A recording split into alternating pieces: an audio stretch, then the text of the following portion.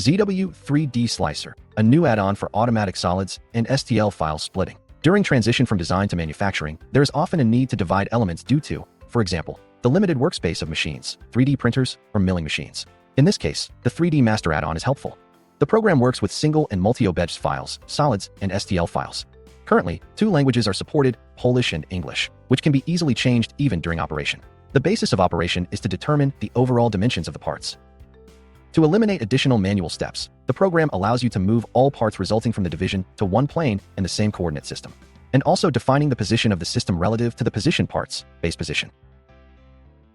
For safety reasons, you can make a copy of the part before splitting. You should also specify the desired splitting result. Shapes only, shapes with autocubes, stocks, or autocubes only match to the split parts. The default dividing direction is the Z-axis, but it is possible to add 2 other directions, X and Y. Clicking one button automatically introduces all options into the dividing sequence, resulting in a specified number of component fragments of the entire solid, appropriately positioned relative to the system.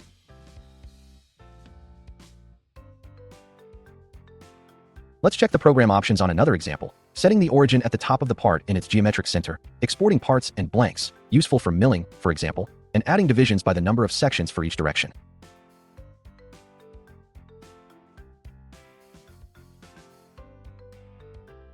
In the case of 68 component parts in preparation for all the parts and preparations, as well as appropriate basing, the program has much more to do, but the user, as in simpler models, does not have to do anything at all.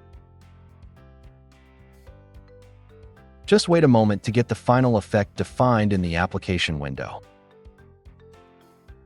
Sometimes it is not enough to specify the number of divisions along a given direction, but it is necessary to specify a specific distance. This can also be obtained automatically. Then the elements arranged in the array will be placed in identical segments after division.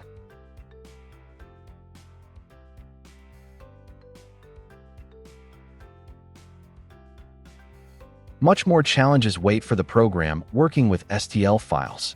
A triangle mesh is not a solid and is hollow.